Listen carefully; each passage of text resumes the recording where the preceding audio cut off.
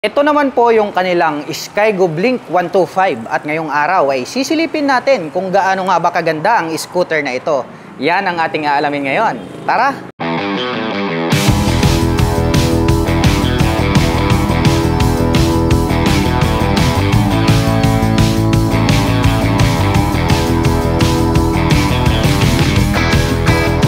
Ito naman po yung kanilang Skygo Blink 125. Maganda rin po yung pormahan ng scooter na ito. Silipin po natin ito pong kanyang main headlight. Nagkaroon po siya rito ng diamond shape design na naka-emboss at gumagamit na po ito ng LED lights para po rito sa kanyang main light.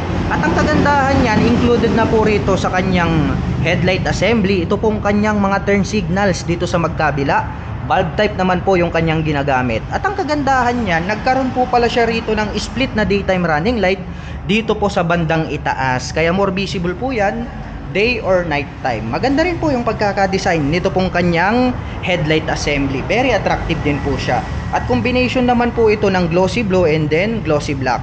At ito naman pong kanyang handlebar cover is simple lang naman siya pero nagkaroon ng deep lines dito. More attractive po siya para sa ating mga paningin. At napakatulis din po pala yung edges neto pagdating po rito sa bandang itaas. Silipin naman po natin itong kanyang side profile. Muscular din, nagkaroon ng deep lines, may mga naka-emboss at may nakalagay naman po rito na Skygo 125. Combination po ito ng black, blue and then white na decal.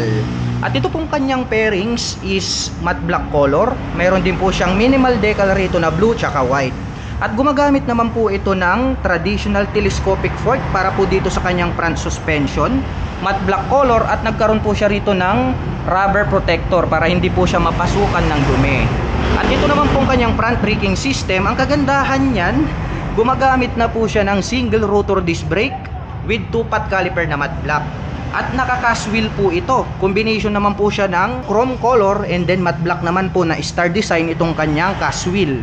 At ang sukat naman po ng kanyang gulong rito po sa harapan, ito po ay mayroong sukat na 80 by 90-14. At ito naman pong kanyang stock tires is pang city riding condition po siya. Dumako naman po tayo rito sa bandang itaas. Silipin naman po natin itong kanyang meter panel display.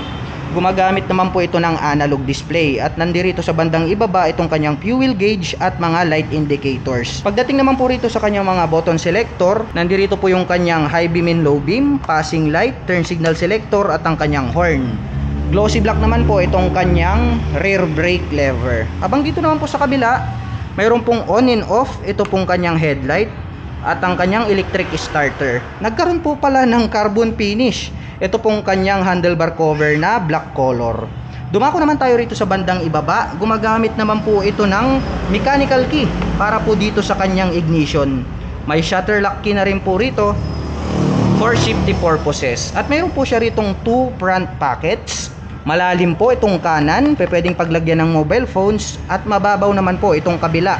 Pwede tayong maglagay rito ng mga coins. At ang kagandahan niyan dito sa bandang itaas, mayroon na po siyang integrated na USB charging port. So pwede na po tayong maglagay dyan ng charging cable at pwede na rin po tayong mag-recharge ng ating mga mobile phones and gadgets. Kaya bagay na bagay ito para dun sa mga kababayan natin na mahilig mag long rides. Balik tayo rito sa bandang harapan, mayroon din po itong integrated na utility hook. At ito pong kanyang pillion board is maluwag din po siya. May rubber cover on top. Anti-slip naman po kaya di ka dudulas rito. Subukan nating sakyan para malaman natin kung maluwag. Wow, napakaluwag ah. Very spacious po siya. Talagang marirelax yung ating paa rito habang nasa malalayong biyahe tayo. Yun ang kagandahan pagdating po rito sa mga scooter dahil meron po silang mga gulay board. Dito po pala sa bandang gitna nagkaroon ng V-shape design dito na butas, dalawa.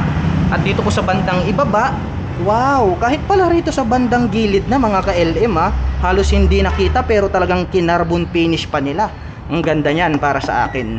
At ito naman pong kanyang side stand is glossy black color. Ganon din po yung kulay nitong kanyang center stand. At dito naman po sa kanyang side profile, ang ganda rin ng pagkaka-finish. Dahil nagkaroon ulit dito ng carbon finish and then silver color. May nakalagay naman po rito na decal na blue black and then nakalagay po rito yung kanyang model name na Blink 125. At ito pong kanyang pillion step para sa ating back rider is rubber cover po yung kanilang ginamit dito. At ang kagandahan niyan, ito pong kanyang engine, napansin ko po agad, mayroon pa po pala siyang integrated na kick starter. Yan ang kagandahan niya, no? Mayroon po siyang kick starter at mayroon po siyang electric starter. So dual option po siya. At ito pong kanyang engine is may naka-intact po rito na Skygo white color at ang kanyang engine cover is matte black. Speaking of engine mga ka-LM, ito po palang kanilang Skygo ay mayroon po itong 125 cubic centimeter engine displacement. Naka single cylinder, single overhead cam, 4-stroke with 2 valve. At nakakapag-provide naman po ito ng maximum power na 9 HP at 7,500 RPM. Habang nakakapagbigay naman po ito ng maximum torque na 8.5 Nm at 6,500 RPM. At ngayon naman po mga ka-LM ay susubukan nating sakyan ang scooter na ito para naman malaman natin kung gaano nga ba ito kataas. Anyway mga ka-LM, ang aking height is just around 5'6". Makikita nyo naman flat-footed tayo rito. Kaya very advisable po ito para sa mga kababayan po natin na 5 flat and above. Silipin naman po natin itong kanyang upuan. Malapad din mga ka-LM. Yung pagkakatahi, matibay din. At may nakalagay naman po rito na Skygo in white color. So paint job naman po yan. Malambot din po itong kanyang upuan.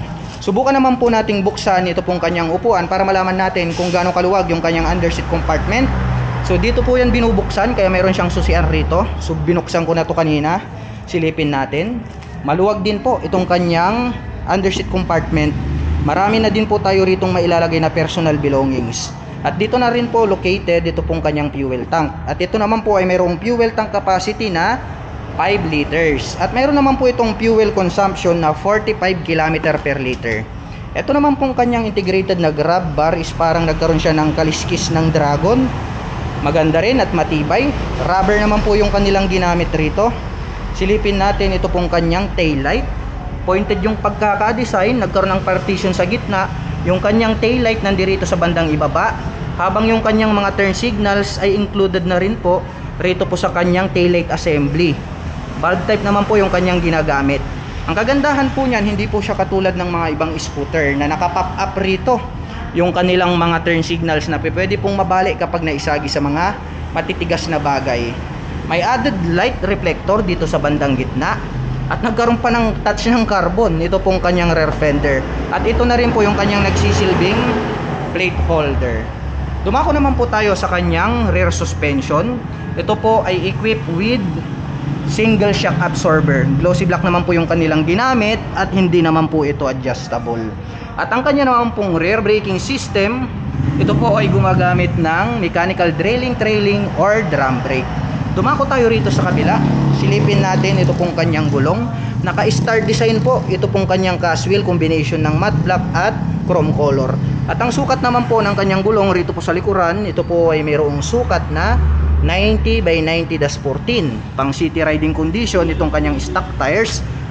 Silipin nga natin, tubeless na rin po ito.